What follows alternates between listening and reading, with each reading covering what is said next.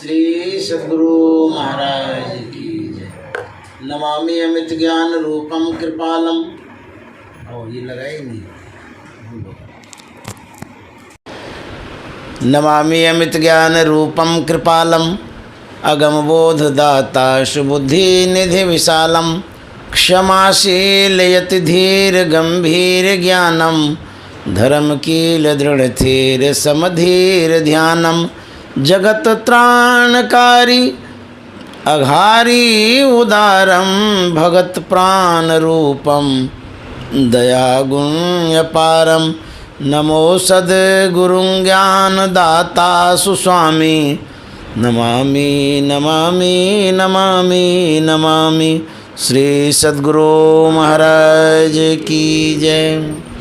प्रातः स्मरणीय अनंत श्री विभूषित परमाराध्य सद्गुरु महाराज गुरुदेव महर्षि संत सेवी परमहंस जी महाराज, विद्वत सज्जनगण, आदरणीय हमारे कैलाश बाबू, मनोज बाबू और गुरुभक्तिन चंदा दीदी जी, मनोज जी, पलटू जी और भी सत्संग प्रेमी महान भाव माता एवं बहनों, हम लोग सूरत निवासी हैं, सूरत में रहने वाले हैं, लेकिन सूरत में रहते ही नहीं हैं।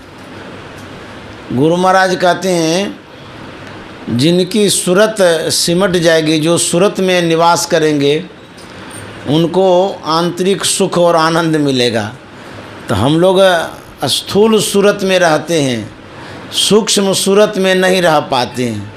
उसी के लिए इस सत्संग सुनने की आवश्यकता है।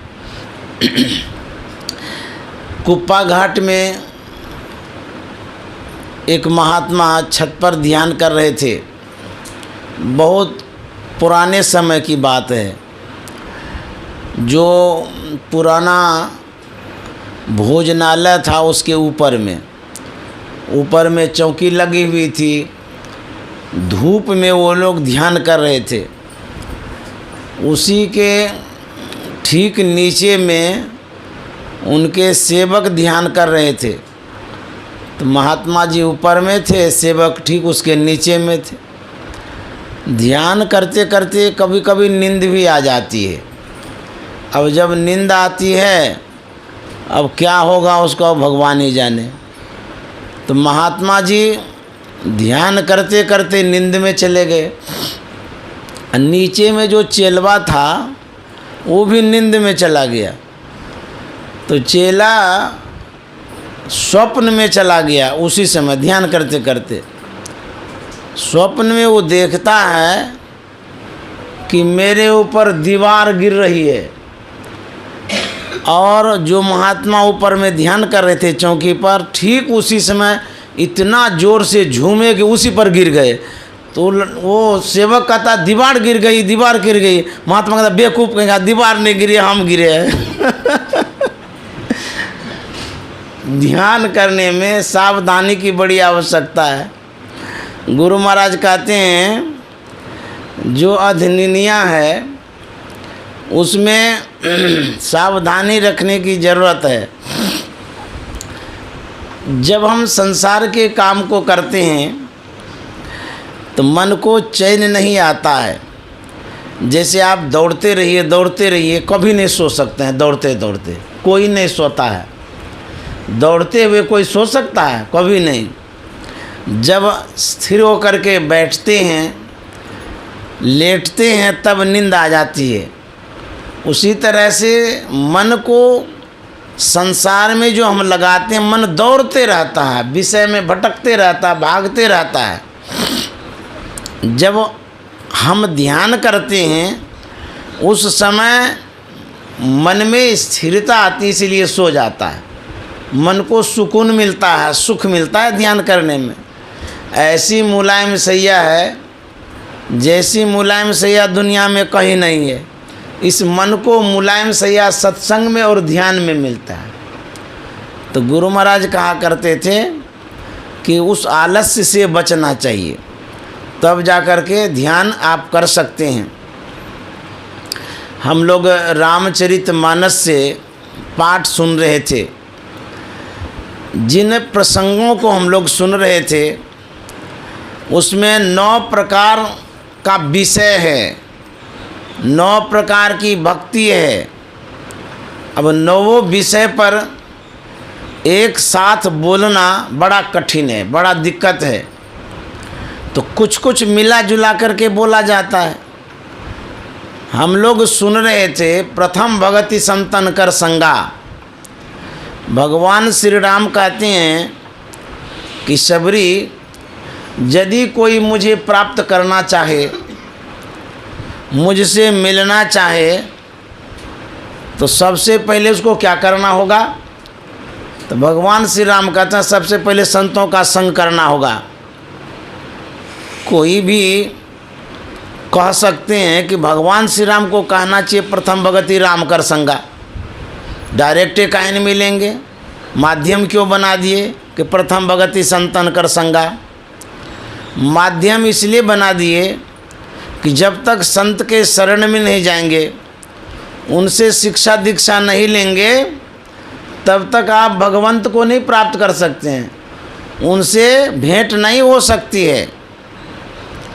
मान लिया जाए आप यहाँ पर आए हैं, जो मेन गेट है वहाँ पर दरबार रहता है, दरबान रहता है, वह भी रोक सकता था आपको, नहीं रोका, किसी किसी को रोका भी होगा, हम लोगों को तो रोकिए दिया। चंदन बाबू गाड़ी लेकर के आ रहे थे तो बोलते हैं कि अंदर में घुसने नहीं देगा। तो बोले क्यों? बोले कि ये सब जिनका घर है वही जा सकते हैं अंदर, हम लोग नहीं जा सकते हैं। तो हम लोगों की गाड़ी बाहर में रह गई, तो सबको अंदर जाने नहीं देते हैं। तो परमात्मा के दरबार में वही घुस सकते हैं जिनको दरबारी घुसने देंगे, अथवा सब कोई नहीं जा सकते हैं। एक सूथरा शाह नाम करके संत हो गए हैं पंजाब के, अपने गुरु की सेवा में वो रहते थे। मैं भी गुरु की सेवा में रहा हुआ हूँ, और गुरु की सेवा में जिस तरह से आप जाते थे, प्रणाम करके आते थे, मिलते जुलते थे, लेकिन हम लोग जो वहाँ रहते थे डांट भी खानी पड़ती थी। गुरुदेव कभी कभी बिगड़ भी जाते थे। मैं महर्षि संत सेवी जी महाराज की सेवा में रह करके देखा हूँ, कहीं भूल होती थी तो बड़े बिगड़ते थे। कभी कभी तो इस तरह से बिगड़ गए थे, मुझे रोना भी आ गया था, मैं बहुत बार रोया हूँ। तो भूल होती है गुरु की सेवा में, लेकिन सुथरा शाह से जो भूल हो गई है, उनके गुरु ने कहा कि इसको बाहर कर दो मेरी सेवा से, और सेवकों से कहा कि इसको आजीवन के लिए बाहर करो, हमारे साथ ये आजीवन नहीं रह सकता, इसने ऐसी गलती की है। तो निष्कासित कर दिया गया, निकाल दिया गया। वह बेचारा गुरु की सेवा में रहा हुआ था, मन नहीं लग रहा था। जो जिस माहौल में रहता है उसको वहीं अच्छा लगता है। तो गुरु की सेवा में रहने वाले सूथरा सा मन नहीं लग रहा था, तो अब क्या करें, गुरु जी का दर्शन भी नहीं मिल रहा है। उसने एक उपाय ढूंढा।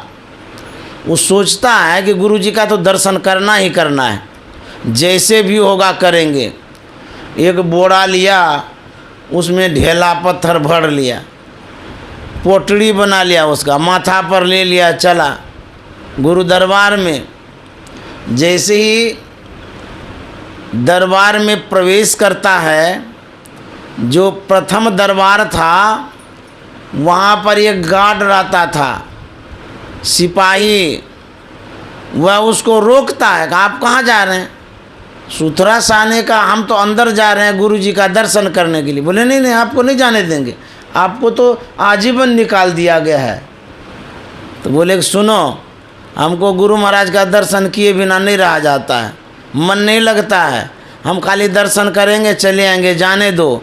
और ये जो पोटड़ी देख रहे हो, ये पोटड़ी को वहाँ चढ़ाएंगे, अब प्रसाद स्वरूप जो कुछ भी मिलेगा आधा तुमको दे देंगे।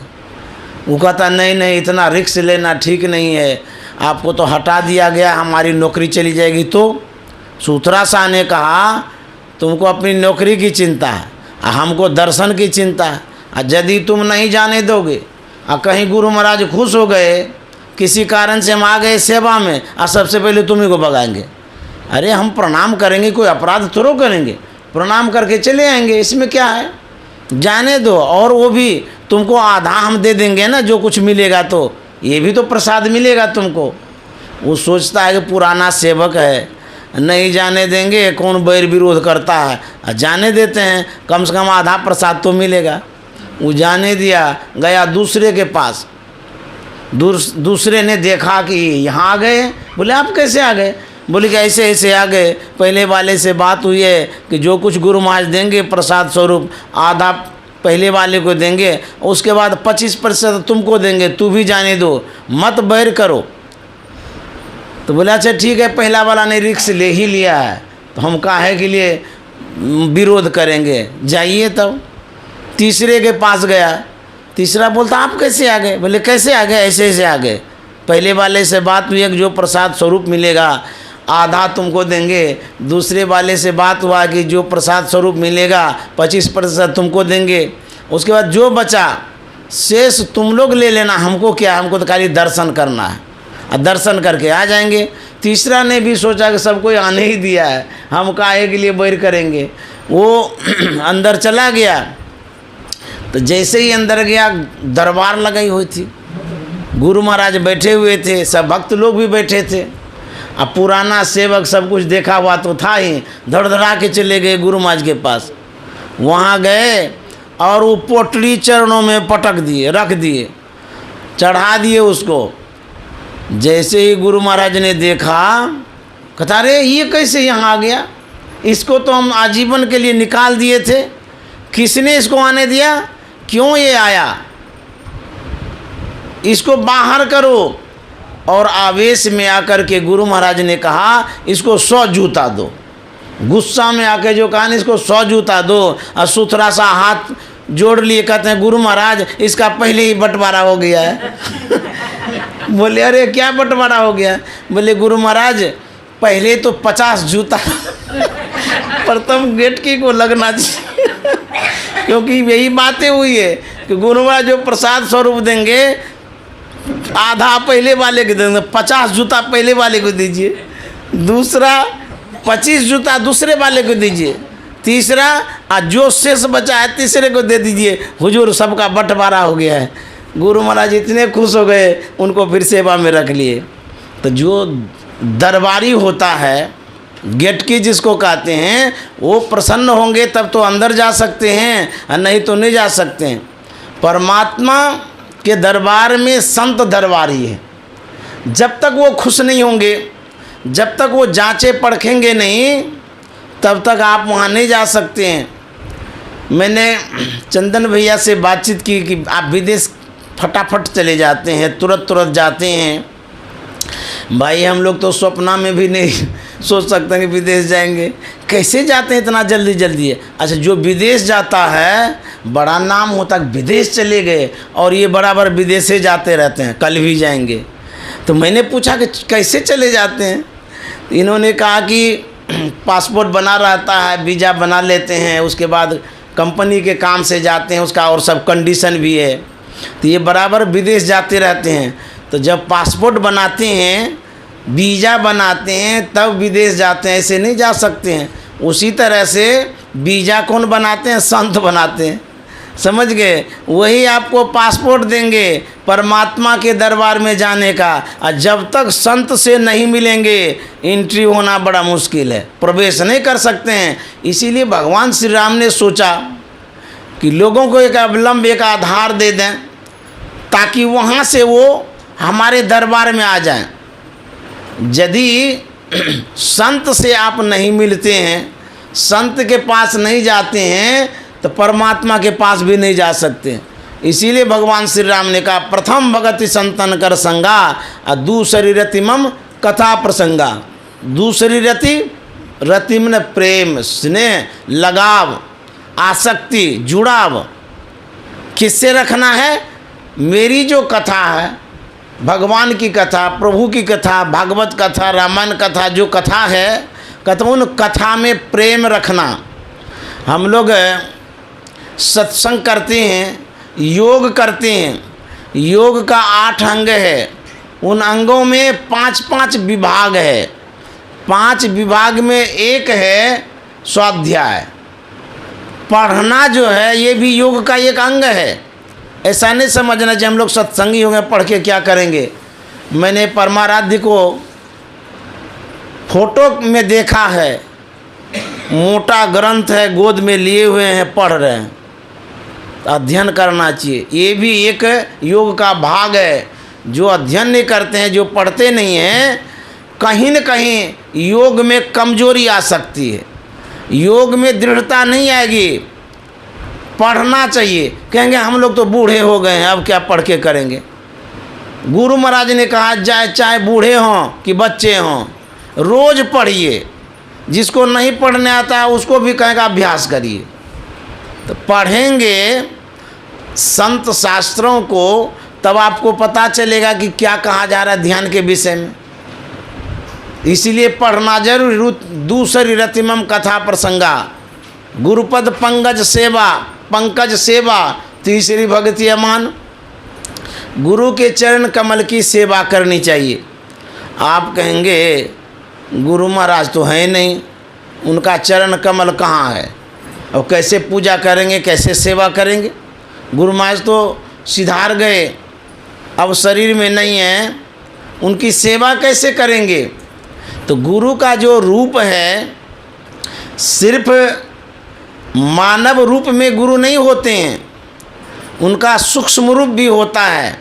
कहते गुरु को मानुष जानते ते नर कहिए अंध। जो गुरु को मनुष्य रूप में मानता जानता है, कहते वो अंधा है। तो गुरु का जो रूप है कैसा है, वह रूप सूक्ष्म रूप है।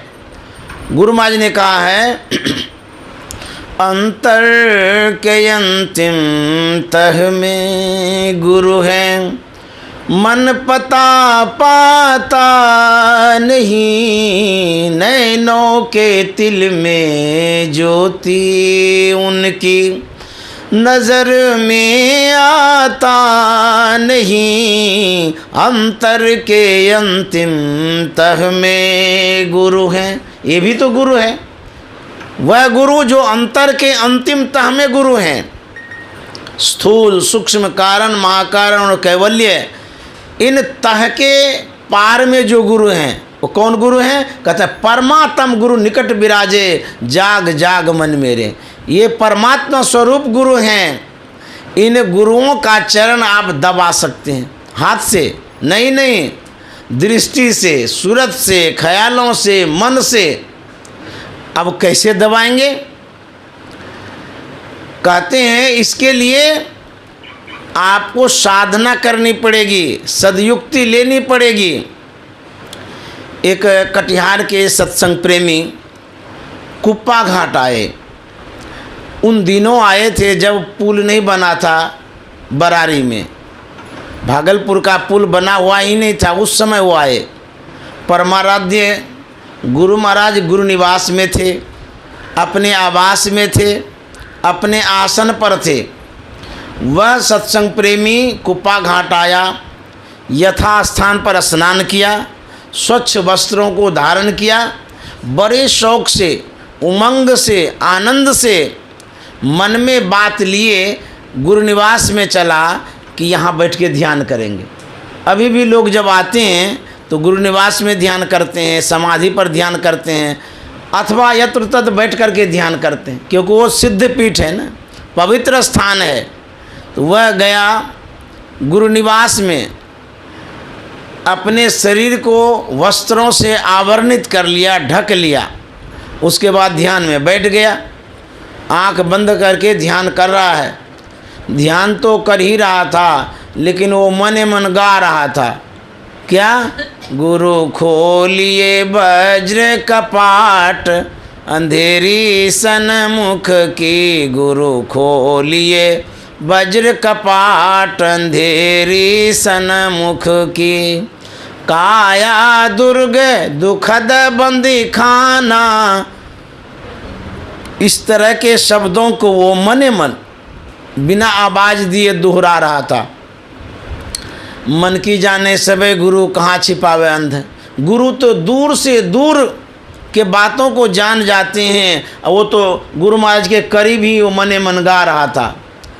बार बार जो दोहरा रहा था, गुरु महाराज ने जोरदार आवाज़ में कहा, अरे सब काम में ये दास्य करेगा, तुमको तो चाबी दे दिए, खोलो।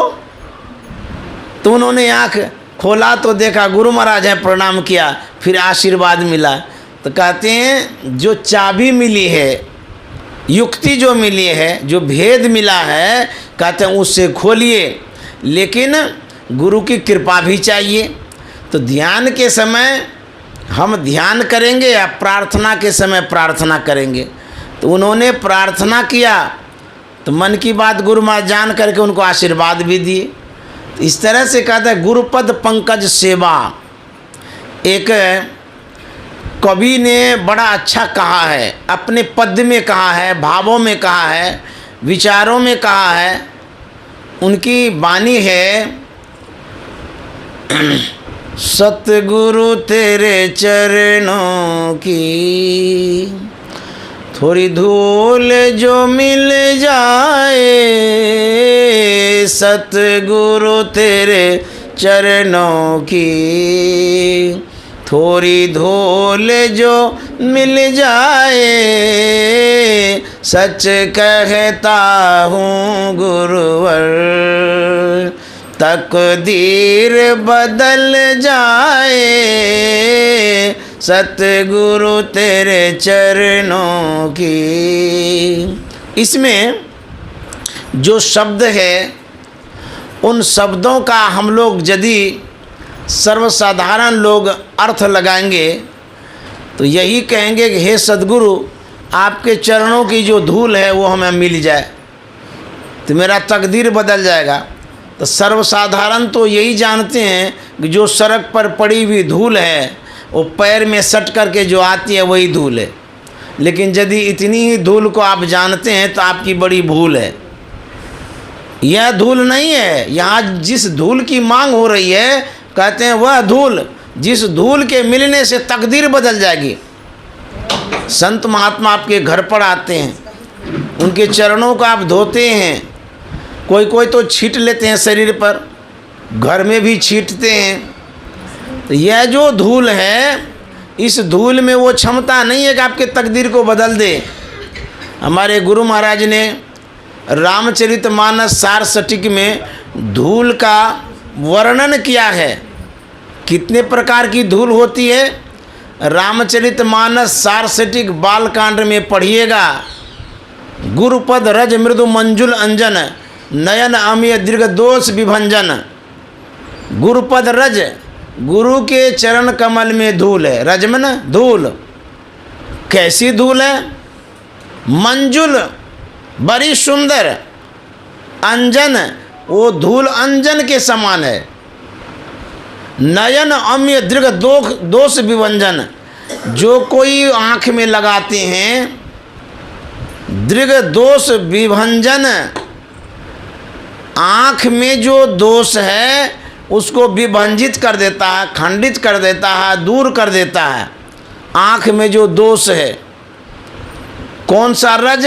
जो संत सद्गुरु के चरणों में है, वह जो धूल है। तो गुरु महाराज ने कहा है एक स्थूल धूल होती है जिसको हम लोग माथे पर लीलार में लगाते हैं। भोले बाबा जो भस्म लगाते थे वो भी स्थूल धूल था।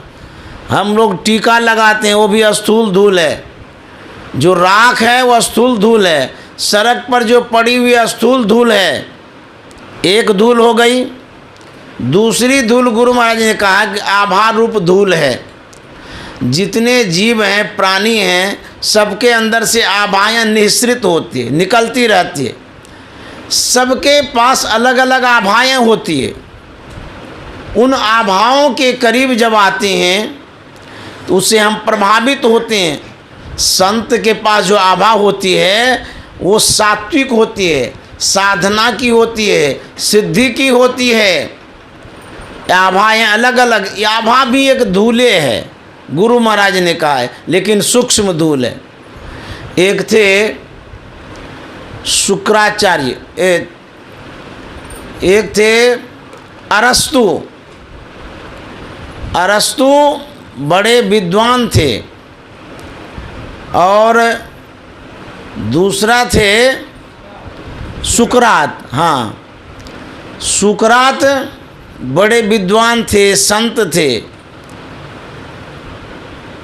अरस्तु के मन में होता है, इतने बड़े महान आदमी हैं, इनसे मिलूं, भेंट करूं, कुछ जिज्ञासा का समाधान करूं। व्यक्ति का स्वभाव है टालने का। कोई भी काम आप करना चाहते हैं ना, तो सोचते अभी नहीं, कभी कर लेंगे, लेकिन ऐसा नहीं करना चाहिए, क्योंकि पल में प्रलय होएगा, बहुरी करेगा कब। एक पल में क्या हो जाएगा ठिकाना नहीं है। तो सुकरात संत थे, लेकिन किसी कारणवश वो जेल चले गए। जो अरस्तु था उनको पता चला कि सुकरात जेल चले गए। बड़ा अफसोस हुआ, मिल नहीं पाए, जिज्ञासा का समाधान भी नहीं हो पाया। फिर सोचता है कोई बात नहीं है, वहीं जाकर के मिल लेंगे। सुकरात चलता है, अरस्तु चलता है सुकरात से मिलने के लिए। चलते चलते चलते चलते करीब आ गए। अरस्तु के मन में जितनी बातें थी, सभी बातों का समाधान रास्ते में हो गया। अब उनके मन में एक ही बात रह गई, आखिर ये हुआ तो कैसे हुआ। चले गए जेल के पास, जहाँ पर मिलन होता है, मिलते हैं। तो सुकरात को बुलाया गया, वो खिड़की के पास आए। सुकरात ने देखा अरस्तु आए हैं, पूछते हैं कि आप कैसे आ गए। अरस्तु ने कहा क्या कहेंगे, आपसे ही मिलना था, लेकिन टाला टूली में बहुत दिन बातें बीत गई, आप जेल आ गए, तो मेरे मन में और जेल में ही जाकर के भेंट कर लेते हैं, तो मैं आपसे मिलने के लिए आया। सुकरात ने कहा कि क्या समाचार है, बताइए क्या बात है। अरस्तु ने कहा जो भी बातें थी वो तो छोड़ ही दीजिए, एक बात मन में घर कर गई है, उसी का समाधान कर दीजिए। सुकरात ने कहा क्या बात है बताइए। अरस्तु ने कहा कि जब मैं आपसे मिलना चाह रहा था, मेरे मन में ढेर सारी जिज्ञासाएं थी, बहुत कुछ पूछना चाह रहे थे हम, लेकिन आपके करीब आते आते उन जिज्ञासाओं का समाधान हो गया। यह हुआ तो कैसे हुआ, इसी का आप समाधान कर दीजिए। सुकरात ने कहा कि देखिए, सबके अंदर में नैसर्गिक आभा होती है। आप हमारे आभा के क्षेत्र में जब आए, वो ज्ञान की आभा थी, सिद्धि की आभा थी, साधना की आभा थी। तो जैसे ही आभा मंडल में आप प्रवेश कर गए, तो आपके अंदर में जो जिज्ञासा थी कुछ पूछने की, ऑटोमेटिक उसका समाधान हो गया। तो सबके अंदर में आभाएं होती है। आप लोग बैठे हैं, आपके अंदर में अपनी आभा है, हमारे अंदर में अपनी आभा है। जो जिस विचार का व्यक्ति होता है, उसके अंदर में वैसी आभाएं होती हैं। इसीलिए कबीर साहब ने कहा है, कबीर संगत साधु की जो गंधी को बास, जो कछु गंधी दे नहीं तो भी बास सुबास। हम मंदिर में जाते हैं पूजा करने के लिए, वहाँ सात्विक आभा मिलती है, क्योंकि मंदिर में वातावरण भी शुद्ध है, पवित्र है। जो प्रतिमा हैं वो भी शुद्ध है, भगवान की प्रतिमा है। जो शुद्ध हो जाते हैं, शुद्ध स्वरूप में अवस्थित हो जाते हैं, उनकी आभा में जब हम जाते हैं तो हम भी शुद्ध हो जाते हैं, शांति मिलती है, सुकून मिलता है। इसलिए संत का जब सानिध्य मिलता है, अच्छी आभा मिलती है, लाभ मिलता है। एक बार भागलपुर के डीएम साहब, जो कि पूरे भागलपुर जिला के मालिक होते हैं, एक बार नाथनगर में धर्म सम्मेलन था, जिसकी अध्यक्षता गुरु महाराज के हाथ में थी। गुरु महाराज को बुलाया गया था, वो लोग बुलाए थे। तो गुरु महाराज के प्रवचनों को सुना, तो डीएम साहब बड़े प्रभावित हो गए, इतने प्रभावित हो गए कि गुरु महाराज के करीब आ गए। डीएम साहब ने कहा कि बाबा, मुझे बड़ा अच्छा लगा आपके वचनों को सुन करके, आपने जो कुछ भी कहा बहुत अच्छा लगा। गुरु महाराज ने कहा कि मेरा एक निवेदन है, स्वीकार करेंगे? डीएम साहब ने कहा हाँ हाँ, इसमें क्या है, निवेदन की क्या बात है, कहिए क्या कहना चाहते हैं। गुरु महाराज ने कहा कि मेरे यहाँ आप भोजन करने आ जाइए आश्रम में, ये मैं निमंत्रण आपको देता हूँ। तो डीएम साहब ने कहा मेरा तो सौभाग्य है कि वहाँ पर प्रसाद पाने को मिलेगा, एकदम जरूर आऊँगा। समय डेट तिथि निर्धारित कर दी गई। ठीक समय पर डीएम साहब पहुँच गए। जब गए तो बड़ा आवभगत किया गया। साधु महात्मा बहुत सम्मान करते हैं, इतना सम्मान करते हैं किसी सज्जन का कि आप सोच भी नहीं सकते। बहुत बढ़िया से खिलाया पिलाया गया। उसके बाद भोजन करके डीएम साहब गुरु निवास गए। गुरु महाराज के करीब में वो बैठे। बातचीत तो कुछ भी नहीं हुई, लेकिन बैठे, सिर्फ कुछ ही देर बैठे थे। उसके बाद उनको जाना था, वो चले गए। जैसे ही वो अपने ऑफिस में पहुंचते हैं, वहाँ जा कर के उनको कुछ अनुभव होता है, अनुभूतियाँ होती है। वह पुनः कुप्पा घाट आता है। कुप्पा घाट आकर के गुरु महाराज से उन्होंने कहा, बताया कि मैं जो आपके सानिध्य में कुछ समय बिताया, थोड़ी देर बिताया, पता नहीं न जाने मेरे मस्तिष्क पर बरसों से ऐसा भार जैसा लगता था कोई पहाड़ है। लेकिन उस थोड़ी देर में मुझे ऐसा लगा कि मेरे शरीर का पूरा रिफ्रेश हो गया, पूरा हल्का हो गया, और माथा का जो भारीपन है उतनी ही देर में कहाँ चला गया पता नहीं, ये कैसे हो गया। ये आभा के कारण हुआ। संत के करीब जो गए, जो पाप ताप संताप था सब भाग गया। वो इतने प्रभावित हो गए, वो रोज आना शुरू कर दिए कुप्पा घाट। बराबर वो आते थे, रोज आते थे, और गुरुदेव महर्षि संत सेवी जी महाराज से कहते थे कि हमको दर्शन करा दीजिए गुरु महाराज का, तो वो दर्शन कराते थे। एक बार एक लेटर आया उनके पास कि आपका यहाँ से ट्रांसफ़र हो गया है। ऑफिस में देखा, पढ़ा भी कि यहाँ से अमुक तिथि को ट्रांसफ़र हुआ है, मेरा जाना है यहाँ। वह सोचता है कि जाते हैं गुरु महाराज के पास, आशीर्वाद ले लेंगे, अब तो जाना ही है, कब आएंगे नहीं आएंगे कौन ठिकाना है। गुरु महाराज के पास गए। उन्होंने, डीएम साहब ने कहा कि हुजूर, मेरा ट्रांसफ़र लेटर आ गया है, मैं यहाँ से पटना चला जाऊँगा, आशीर्वाद दीजिए मुझे, कब आने का मौका लगेगा नहीं लगेगा क्या पता, इसीलिए मैं आशीर्वाद लेने आया हूँ। गुरु महाराज ने कहा नहीं नहीं, आपका ट्रांसफ़र नहीं हुआ है। डीएम साहब ने कहा नहीं हुजूर, ट्रांसफ़र लेटर आया है, मैंने पढ़ा है, मैंने देखा है, और इसीलिए आशीर्वाद लेने में आया हूँ। तो गुरु महाराज ने नहीं नहीं, आपका ट्रांसफ़र नहीं हुआ है। तो डीएम साहब सोचने लगे, बात 2 बार हो गई, दोनों बार कहते कि नहीं हुआ है, हम तो पढ़ करके आए ही, कैसे हो सकता है। उसके बाद तीसरी बार वो नहीं बोले, प्रणाम करके यहाँ से गए। जब तक ये ऑफिस पहुँचते हैं तब तक में ऑफिस में स्थगन लेटर आता है कि नहीं, आपका ट्रांसफ़र नहीं हुआ है, आप वहीं अभी रहेंगे।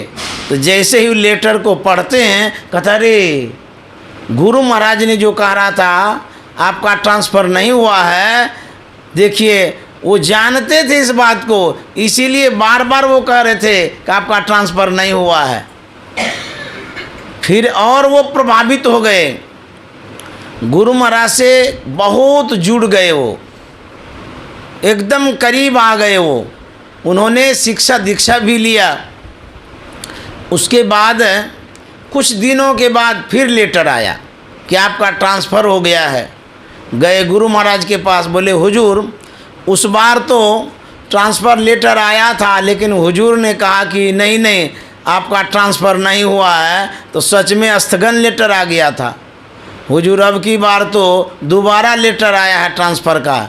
तो गुरु महाराज ने कहा अच्छा ठीक है, जाइए और प्रगति करके आइए, उन्नति करके आइए। तो आशीर्वाद लिए। डीएम साहब सोचे कि मैं कहाँ रहूँगा, नहीं रहूँगा, कहाँ जाना होगा, नहीं जाना होगा, इसका कोई ठिकाना है। लेकिन ये शब्द जो गुरु महाराज ने कहा कि उन्नति करके आइए, इस पर डीएम साहब उस समय गौर नहीं कर पाए थे, ध्यान नहीं दिए थे बात पर कि गुरु महाराज कहते हैं आइए उन्नति करके आइए। वो गए, कुछ दिन तक बड़े ईमानदार थे, अच्छे थे, उस पद पर बड़े अच्छे से काम किए। सच में डीएम से वो कमिश्नर बन गए, ऐसी उन्नति उनकी हुई है। वो भी कमिश्नर कहाँ के, वो भागलपुर के, भागलपुर कमिश्नरी के कमिश्नर वो बने और उनको यहीं ज्वाइन किया गया। जब वो यहाँ आए तब फिर गुरु महाराज के पास आए, बोले हुजूर उस समय तो मैं समझ नहीं पाया था, आपने जो कहा था उन्नति करके आइए, लेकिन आपका ये आशीर्वाद कामयाब हो गया। आपने कहा था जाइए उन्नति करके आइए, हुजूर आपकी सेवा में डीएम से मैं कमिश्नर बन के आया हूँ। अब देखिए संत के सानिध्य का क्या लाभ होता है। इसीलिए कहें गुरुपद पंकज सेवा, तीसरी भगति अमान, चौथी भगति मम गुणगन, करे कपट तजगान। तो मैं कह रहा था कि जो संत सदगुरु की आभाएं होती है वो भी धूल है, जैसा कि गुरु महाराज ने कहा है। तीसरी धूल गुरु महाराज ने कहा है, हम जब ध्यान करते हैं, ध्यान करने के बाद जो ज्योति की प्राप्ति होती है वो भी धूले है। तो यहाँ जो कहा गया है, हे गुरुदेव यदि आपके चरणों की धूल मिल जाए तो मेरी तकदीर बदल जाएगी। ये धूल कौन सी है? यही ज्योति रूप आभा रूप धूल है। जब तक ये धूल नहीं मिलेगी तब तक तकदीर नहीं बदल सकती है। इसी धूल की मांग है। सुनता हूँ तेरी रहमत दिन रात बरसती है, सुनता हूँ तेरी रहमत दिन रात बरसती है, एक बूंद जो मिल जाए, एक बूंद जो मिल जाए, तकदीर संवर जाए, एक बूंद जो मिल जाए, तकदीर संवर जाए, सतगुरु तेरे चरणों की। कहते हैं सुनता हूँ तेरी रहमत। रहमत का अर्थ होता है रहम, कृपा, अनुग्रह, आशीर्वाद। हे गुरुदेव सुनने को मिलता है, आप बहुत कृपा करते हैं, अनुग्रह करते हैं, आशीर्वाद देते हैं। इतनी कृपा करते हैं कृपा की बारिश हो जाती है। कहते हे गुरुदेव यदि एक बूंद हमें मिल जाए, कृपा का बूंद, तो कहते हैं मेरा तकदीर संवर जाएगा। तब कृपा कोई जल है, कृपा को कोई देखे हैं? किसी को पता नहीं चलता है, लेकिन कृपा होती है। हम जो बोल रहे हैं ये तो गुरु की कृपा है। कोई प्रसाद देता है वो भी कृपा है। आप सत्संग में जाते हैं वो भी कृपा है। ध्यान करते हैं वो भी कृपा है। सदगुरु को याद करते हैं ये भी कृपा ही कृपा है। कृपा को किसी ने देखा नहीं, होता है। कृपा जब होती है तब अनुभव होता है, पता चलता है कि गुरु महाराज ने कृपा किया। तो दिखाने का ये चीज़ नहीं है। जैसे पानी पड़ रहा हो, आप छाता लेकर के बाहर जाते हैं तो आप नहीं भीग सकते हैं। यदि आप प्लास्टिक ओढ़ लेंगे तब भी नहीं भीजेंगे। कोई आवरण आपके शरीर पर रहेगा तो नहीं भीजेंगे, डायरेक्ट बूंद आपके शरीर पर नहीं पड़ता है। एक बच्चा है, खुला बदन है, वह जब बाहर जाता है बरसात में, उसके शरीर पर जब बूंद पड़ता है बड़ा खुश होता है, अनुभव होता है, बूंद की चोट भी लगती है। तो जो निरावरण होता है, बूंद का प्रभाव उस पर पड़ता है। ठीक उसी तरह से हम लोग कृपा तो चाहते हैं, सद्गुरु के बूंद की कृपा, बारिश की कृपा, तो कैसे होगी? तो कहते हैं कि उस कृपा का प्रभाव तब पड़ेगा जब आप निरावरण होंगे। कबीर साहब ने लिखा है, भजन में हो तो आनंद आनंद, बरसत बिसद अमी के बादर, भीजत है कोई संत। ऐसा क्यों कह दिए कि कोई संत भीजते हैं? संत क्यों भीजते हैं? इसलिए वो निरावरण होते हैं। विद्यते हृदय ग्रंथि सिद्ध्यंते सर्व संशया, छियंते चासी कर्माणि तस्मिन् दृष्टि परावरे। उनके हृदय की ग्रंथि खुली हुई रहती है, वो निरावरण होते हैं, इसीलिए कृपा के बारिश में वही भीजते हैं। तो यदि कृपा चाहिए तो आपको निरावरण होना पड़ेगा, सभी आवरणों से ऊपर उठना होगा। तो वही कहते हैं, हे गुरुदेव कृपा का बूंद मिल जाए तो हमारा जीवन संवर जाएगा। यहाँ पर भगवान श्री राम ने कहा है, गुरुपद पंकज सेवा तीसरी भक्तिमान, चौथी भगति मम गुणगन करई कपट ज्ञान गान। कहते हैं चौथी भक्ति में जो निष्कपट हो करके मेरा गुणगान करता है, भगवान ने कहा है, मोहे भावेला भक्ति भिलिनी आकी। अर्थात जो निष्कपट है उसकी भक्ति मुझे भावता है, अच्छा लगता है। मोहे कपट छल छिद्र न भावा, कपट वाले हमको अच्छा नहीं लगता है। इसलिए जब गान करेंगे, गुणगान करेंगे, जब नाम लेंगे, मन में 6-5 नहीं रखना चाहिए। मंत्र जाप मम दृढ़ विश्वासा, पंचम भजन सो वेद प्रकाशा। जो मंत्र का जप हम करेंगे दृढ़ता के साथ और उसमें विश्वास भी होनी चाहिए। आप मेहनत करते हैं, कड़ी मेहनत करते हैं, यदि दृढ़ता ना हो तो दृढ़ता नहीं रहेगी तो फिर सफलता नहीं मिलेगी। दृढ़ता भी विश्वास भी, बिनु विश्वास भगत नहीं, तई बिनु द्रवहीन राम, राम कृपा बिनु जीव सपनों लय विश्राम। इसलिए विश्वास की बड़ी आवश्यकता है। जब तक विश्वास नहीं तब तक भक्ति नहीं। एक रामायणाचार्य थे, वह कथा करते रहता था। कथा में आगे में वेदी होती है, उस पर ग्रंथ होता है, वो पढ़ते रहते हैं, बाँचते रहते हैं। एक रामायणाचार्य थे, लेकिन उसको खैनी खाने का आदत थी। अब वो मंच पर बैठे हैं, व्यास गद्दी पर बैठे हैं, उसको अमल हो गया खाने का। अब कैसे खैनी खाएंगे, वहाँ तो कथा बाँच रहे हैं, अब पास में सब श्रोता बैठे हुए हैं। अब मुझे कितना टफ है, कितना कठिन है, अब वो भी खैनी खाएंगे कथा बाँचते बाँचते।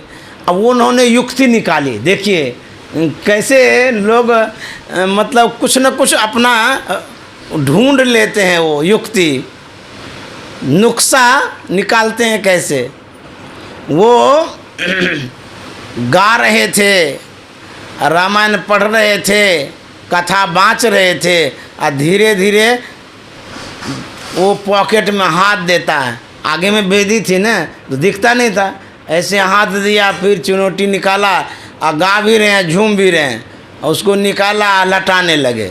अब लटाने में अब कीर्तन कर रहे हैं कि खैनी लटा रहा, क्या पता है, झूमते तो सबको ही, हम भी झूमते वो ऐसे से झूम भी रहे थे, और उसके बाद खैनी लटा भी रहे थे। लोगों को पता ही नहीं चल रहा था। अब खैनी को ठोकना पड़ता है, ताली देनी पड़ती है। अब वो ऐसा भजन गाए ताली वाला कि लोग सब भजन में ताली दे रहे थे, ये खैनी पर ताली दे रहे थे तो इस तरह से इनकी खैनी बन रही थी। होते होते होते अब उसको मुंह में डालेंगे, बनाने से तो नहीं होगा। तो उसको एकदम चुटकी में ले लिए। उसके बाद वो क्या कहते हैं, सिया राम मैं सब जग जाने, करो प्रणाम जोरी जुग पाने, मुँह में डाल दिए, किसी को पता भी नहीं चला। उसके बाद खैनी तो वो खा लिए। अब उसमें पानी भी बनता है मुंह में। अब पानी जो बनता था वो फुरफुर करके उड़ाते रहते थे बीच बीच में। तो जैसे पास में महात्मा के करीब में एक युवक बैठा था, तो जैसे वाष्प बन करके पानी उड़ता था खैनी वाला, तो लड़का को पड़ गया। लड़का ने कहा कि महाराज आप हमको थूक दे दिए हैं, थूक फेंक दिए, आप हमको गंदा कर दिए। तो पंडित जी ने कहा बेवकूफ़ कहीं का, ब्राह्मण के मुंह से थूक निकलता है, ब्राह्मण के मुंह से तो गंगा जल निकलता है, अरे तुम तो शुद्ध हो गया, पवित्र हो गया। युवक ने सोचा कि ब्राह्मण के मुंह से गंगा जल निकलता है, तो खैनी खाया है, कैसे बोलता है ये। उसके बाद वो लड़का चला गया। कथा समाप्ति के बाद 7 रोज की कथा थी। एक दिन उसके ही परिजन में कोई मर गए, तो उसको गया जलाने के लिए, जला उला लिया। लड़का सोचता है कि दाह संस्कार के बाद जो अस्थियां होती है इसको तो प्रवाहित करना पड़ता है, और हमारे आसपास में तो गंगा जी है नहीं। ऐसा करते हैं पुड़िया पुड़िया में वो अस्थि को ले लेता है थोड़ा सा, बोले कि सबसे अच्छा होगा। तो गंगा जी तो है नहीं, अब पंडित जी के गंगा जी में प्रवाहित करेंगे। पुड़िया लेकर गया, आगे में ही बैठा था। अब पंडित जी रोज़ खैनी खाते थे, और पंडित जी वैसे ही लटा रहे हैं। उसके बाद मुंह में जैसे अब लेंगे, ऐसे ऊपर जो हाथ उठाए, लड़का सोचा यही मौका है, मुंह जो खोला ना पंडित जी, अब पुड़िया जाके डाल दिए। तो पंडित जी कहता अरे ये क्या डाला? बोले पंडित जी ये अस्थि है। बोले राम राम राम, तू तो चौपट कर दिया, अस्थि क्यों डाला? बोले पंडित जी हमारे यहाँ गंगा जी तो थी नहीं, और जो दाह संस्कार हुआ था ना, प्रवाहित करना था ना, आप ही तो बोले थे पंडित जी के मुंह में गंगा का वास करता है, इसीलिए मैंने प्रवाहित कर दिया। बोले बेवकूफ़ कहेगा, आपको तो चौपट कर दिया। तो कहते हैं पंचम भजन सो वेद प्रकाशा। अब आगे बढ़ते हैं। जो मंत्र है, मंत्र जब हम लोग जप करते हैं, ये वेद में मंत्र है, वेद विदित मंत्र है, लेकिन जो संत बतलाते हैं वह ग्रंथ वाला मंत्र नहीं है जो हम धर्म ग्रंथों में सुना करते हैं। वासुदेवाय नमः, कृष्णाय नमः, शिवाय नमः, ये सब जो मंत्र है ये भी मंत्र है, लेकिन संत सद्गुरु का जो मंत्र होता है सिद्धिदायक होता है, सिद्ध किया हुआ मंत्र होता है। इसलिए संत का जो मंत्र है वो कहते हैं पंचम भजन सो वेद प्रकाशा, वह मंत्र लेना चाहिए, उस मंत्र से जप करना चाहिए। अब आगे छठदम शील विरति बहुकर्मा, निरत निरंतर सज्जन धर्मा। छठी भक्ति में कहते हैं दमशीलता की प्राप्ति करिए। अब दमशीलता की प्राप्ति कौन करेंगे? हम शरीर से करेंगे, एक हाथ से करेंगे, एक आँख से करेंगे? कहता मन करेगा, मन से हम दमशीलता की प्राप्ति करेंगे। जो छठी भक्ति में बतलाया गया है इंद्रियों का दमन करना। एक एक आदमी होता है ना, कहता है कि ये जो है ना दमन करता है, किसी को दबाता है, चाँप देता है, इसको कहता है दमन करना। अब इंद्रियों का जो हम दमन करेंगे, इंद्रियां कोई व्यक्ति है, कोई वस्तु है जो दमन करेंगे? नहीं, इसको युक्ति से करेंगे। कठिनाइयाँ क्या है? आगे के पद में कहा गया है यह मन बड़ा चंचल है, कैसे ध्यान करूं तेरा। यह मन बड़ा चंचल है, कैसे ध्यान करूं तेरा।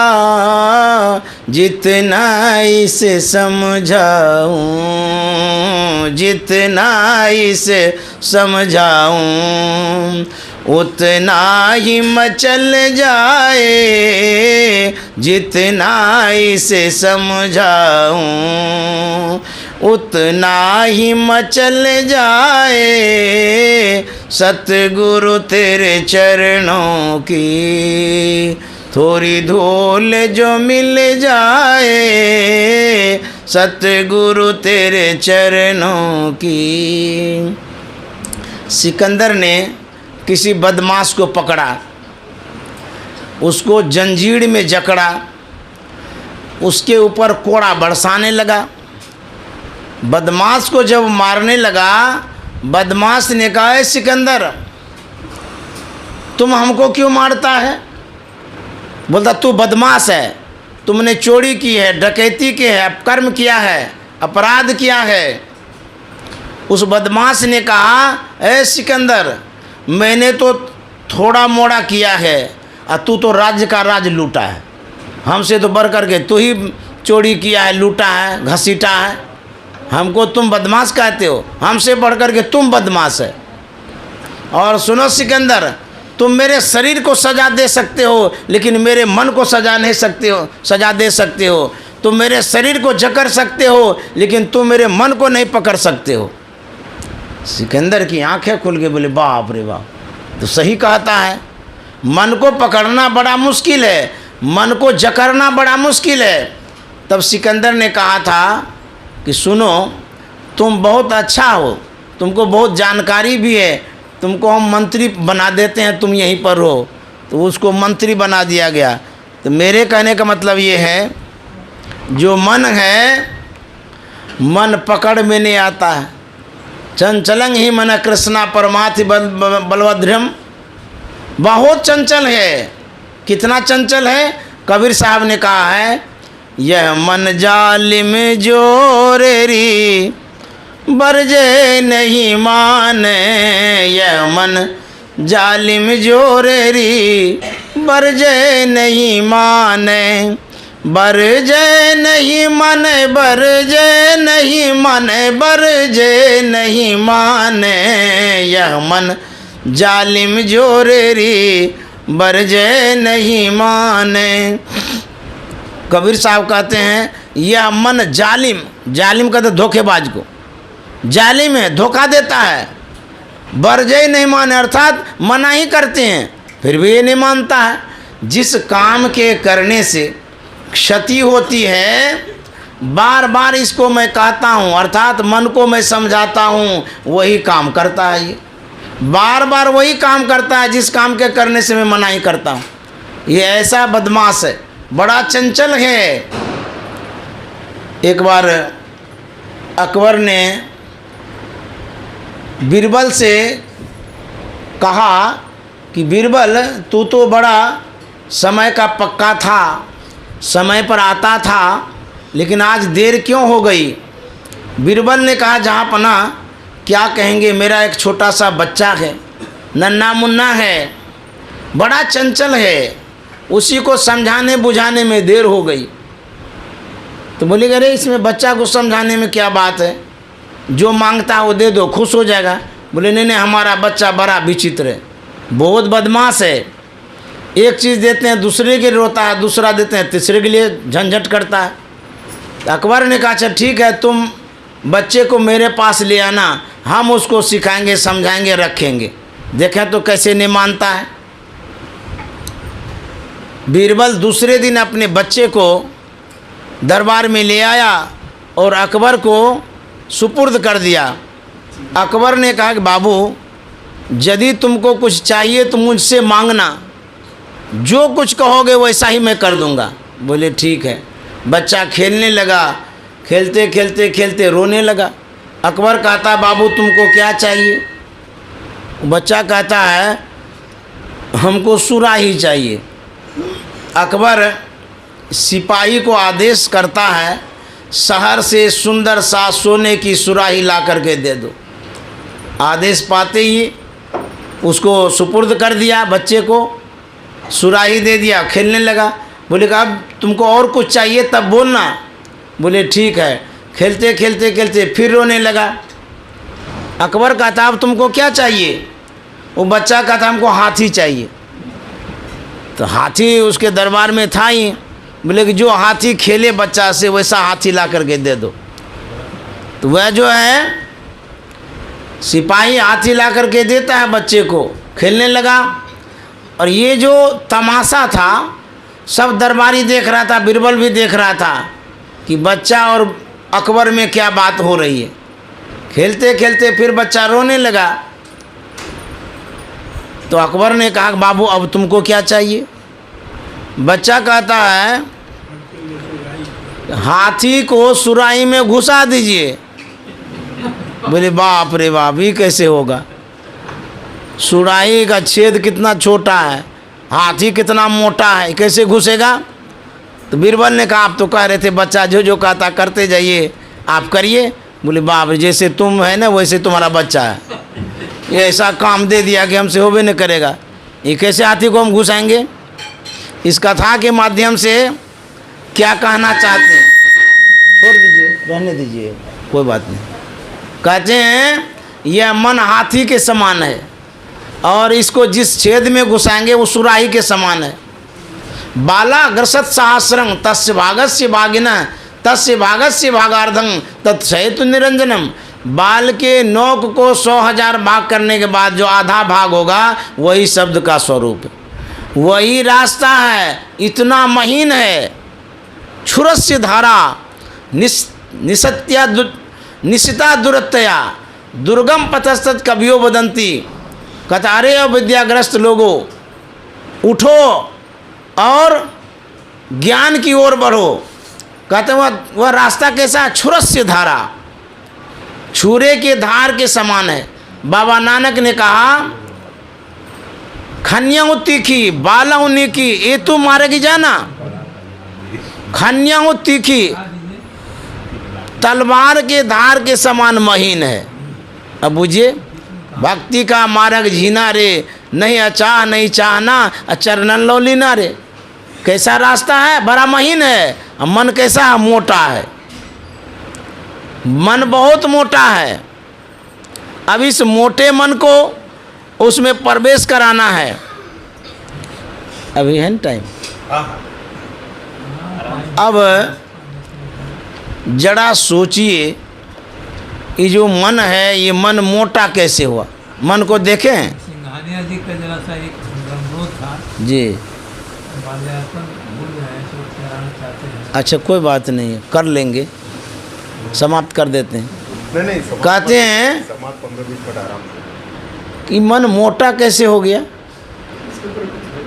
तो मन को कोई देखें, बच्चा भी कहता है मेरा मन रसगुल्ला खाने का है, मेरा मन सिनेमा देखने का है, मेरा मन घूमने का है, मेरा मन सोने का है। ये मने को आगे में रखते हैं, लेकिन आज तक मन से भेंट भी नहीं हुई। सब कोई कहता है, बच्चा भी कहता है, बूढ़ा भी कहता है, पढ़ा भी कहता है, अनपढ़ भी कहता है, सब कोई कहता है। लेकिन उनसे पूछिए, जब आप मन को सामने में रखते हैं तो मन को दिखाइए तो कैसा है? देखें मन कैसा है?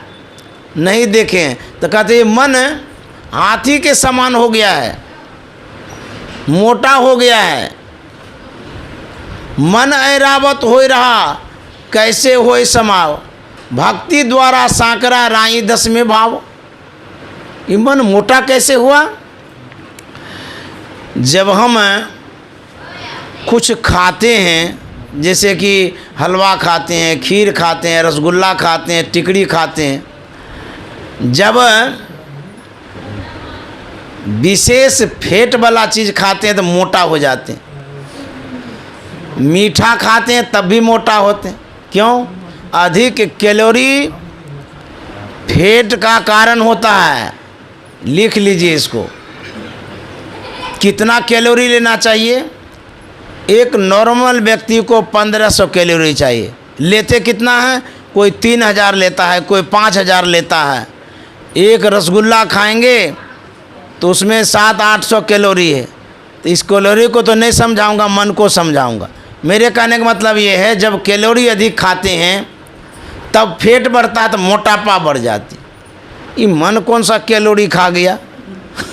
ये मोटा जो हो गया है, ये भी खाता है।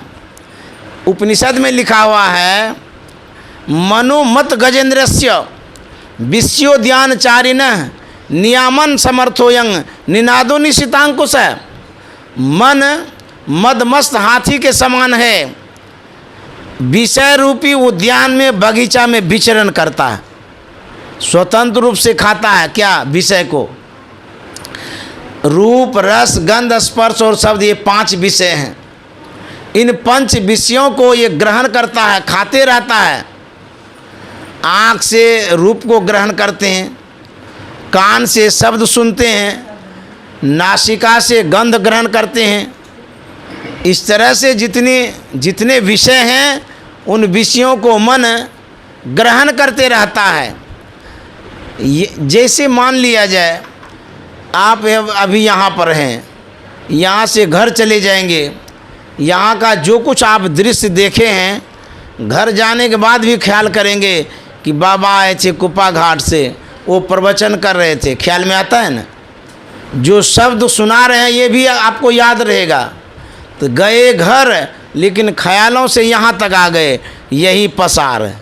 गए दिल्ली, होटल में घूमे, वहाँ के दृश्यों को याद कर रहे हैं, वहाँ के बात को याद कर रहे हैं, यही पसार है। मन जिस विषय में जाता है यही इसकी दूरी है। मन नहीं पकड़ा जाए जो बहादुर जवान है, करत रहे खुरखुंद बड़ा शैतान है। ऐसा यार हरी बस इस हलक में, उड़ता कोस 50 पंख बिन पलक में। मन की कितनी गति है, कहता एक पल में 1000 कोस उड़ता है। ऐसा कोई वायुयान अभी तक नहीं बना है। लेकिन इस मन पर जो सवार होता है उसकी क्या गति होगी। आप पैदल जाते हैं, लड़खड़ा जाते हैं, जितनी चोट लगती है उससे विशेष साइकिल वाले को लगती है, उससे भी विशेष मोटरसाइकिल से एक्सीडेंट होने में लगती है। उसके बाद कार से एक्सीडेंट हो जाए तो और विशेष चोट लगेगी, ट्रेन से हो जाए तो और विशेष चोट लगेगी, प्लेन से हो जाए तो राम नाम सत्य है, बचेंगे भी नहीं। तो जिस यान की जितनी गतियाँ होती हैं, चाल जितना स्पीड होता है, एक्सीडेंट होने पर उतना खतरा होता है।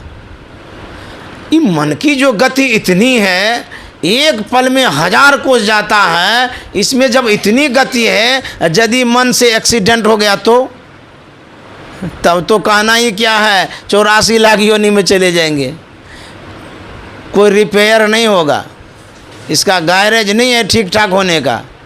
तो कहते हैं यदि ठीक ठाक कर सकते हैं संत कर सकते हैं। तो जो मन पर असवार है, बिरला साधु एक, मन पर जो सवार होते हैं कोई बिरला होते हैं, सब नहीं हो पाते हैं। हम लोग थोड़ा मन को देखते हैं या मन पर थोड़ा हम निगरानी रखते हैं, कोई नहीं रखता है। मन कहता है खाने के लिए तो खिला देते हैं, कहता है सोएंगे तो सुला देते हैं, घूमना होता है तो घुमा देते हैं, जो मन कहता है वही कर देते हैं। लेकिन मन को आज तक नहीं परखे हैं, न पहचाने हैं। मन जो कहता है वही करते रहते हैं। कबीर साहब कहते हैं, जो या मन को पकड़ा चाहे, जो या मन को पकड़ा चाहे, भागत सा कर तोररी बरजे नहीं माने, भागत सा कर तोररी बरजे नहीं माने, यह मन जालिम जोरेरी बरजे नहीं माने। यह मन भागता है, कैसे भागता है, सिक्कर तोड़ करके भागता है। हम जब लगाम लगाते हैं विवेक का, हमारी बुद्धि इतनी कमज़ोर होती है उसको भी कुछ नहीं मन लगाता है। श्री सद्गुरु महाराज की जय। अब यहीं विराम देना चाहूँगा, और भी कुछ कार्यक्रम है। श्री सद्गुरु महाराज की जय।